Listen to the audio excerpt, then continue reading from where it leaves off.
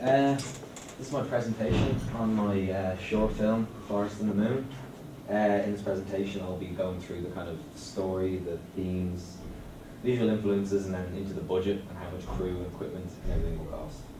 Quickly, I'll do a quick overview. This is my synopsis.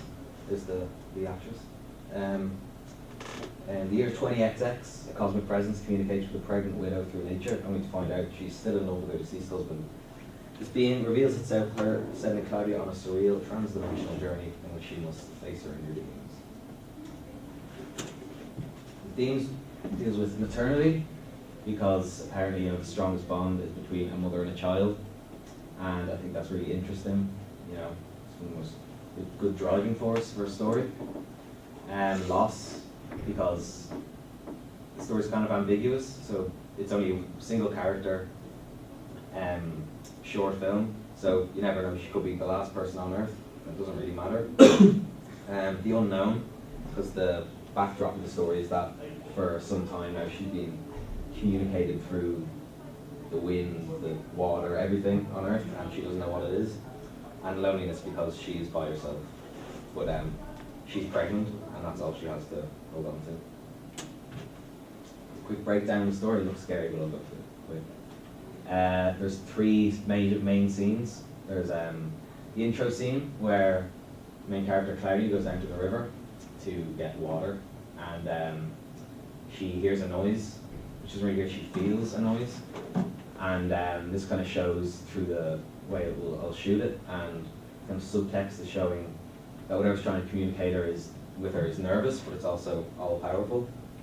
And the second scene is her at night time lying in bed looking at the stars, and she begins to have kind of almost a staring contest with the moon, and it looks back, and they begin to kind of communicate with each other, and it opens her mind, and she can't comprehend, and she disconnects from reality. And this explores the psychosexual impact that loneliness has had on Claudia, and she's open to anyone she'll let. And the third act is Claudia waking up after this disconnect, and the moon is blood red, and she's no longer pregnant. There's just blood running down her legs and from a trail into the forest, and she follows the trail, and along the way she confronts the husk of her deceased husband, whose eyes are jet black, and she must make the decision whether to give up her own life by sacrificing herself to the universe, but not necessarily dying. And this covers letting go, belief, greater good, confronting demons. My visual influences, I gave kind of three directors that I'm a fan of. Just kind of raw, kind of earned violence of Mel Gibson movies, like Apocalypto, where violence doesn't feel unjustified, and also the kind of really kinetic movement and the kind of chase scenes in the third act, and the importance of not just the camera and the subject, but what Ridley Scott says is the air between the two. Almost fill them with something, particles, dust, things like that. And Sam Esmail, who frames very interestingly with just characters in the bottom left of frame, with or the bottom right of frame, either or, with a lot of dead space and head space, which shows a strong weight down on them. There's a serious amount of pressure. And the location I'll shoot in is, for the daytime scene, the first one is the Devil's Glen in Ashford, and for the two last scenes at night time will be in Knocksink. And I emailed Quilcher about permission and all to go there, and there seems to be no problem. But Devil's Glen is open from 9 to 5, so that's the reason that I couldn't do the nighttime scenes there too. And quickly, why do I want to make this film? Because I think it'll stand out amongst other films and portfolios. Because I think if it's executed correctly, will give the name some sort of credibility, hopefully. And I think the crafting concepts are perfect for making a visually compelling film. And no matter how bizarre they are, always gravitate back to the self.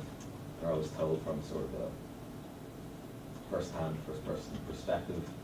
And I've never seen a film in which a woman has an intimate encounter with the moon, and I find that weird and wonderful. The target audience and demographic is 18 plus fans of, I'd say horror movies, but it's not really a horror movie. It's almost like it's kind of like a twisted love story, very one-sided twisted love story. And anyone who's kind of, just say, to your discretion, there's some weird stuff in there. And then the budget. Presentation, and I go into detail about, the crew, how much it'll cost for equipment, from pre-production through to post, and how it'll recoup the costs afterwards. Our plan to get the film funded would be crowdfunding Kickstarter. There's been a lot of successful films for Kickstarter, like ones like Kung Fury, Wish I Was Here, 2 examples.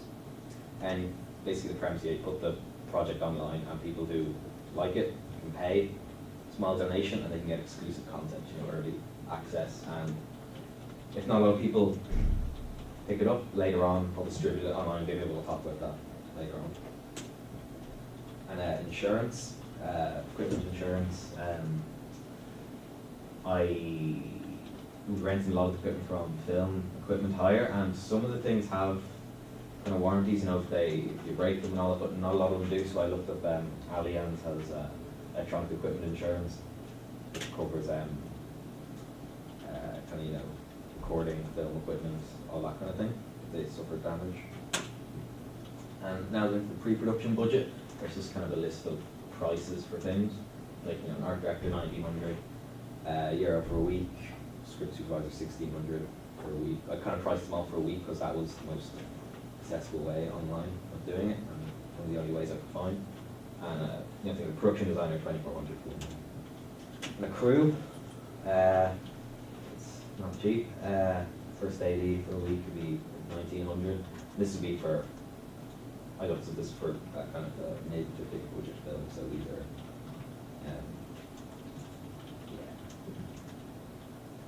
folks who bought 600. And the lighting department, there's a lot there. And to fit into I said lighting department and probably came to about roughly $10,000 for 1 week. Here's the equipment, camera stuff here, which I'll be renting from. And the majority is from Film Equipment Hire, and sound and transport and catering and lighting. In post-production, I found I was looking for prices of editors online, and I found one guy who was a professional editor who charges €100 per minute of edited footage, and a film would be maybe 10-15, get about cost about €1,000, €1,500. And assistant editor, I found on a different rate kind of card, and they say $1,200 for 1 week. And there you go, and the editing will be done. They use DaVinci Resolve and Final Cut Pro and all that. And the overall budget ended up coming to €70,000, which is not an insignificant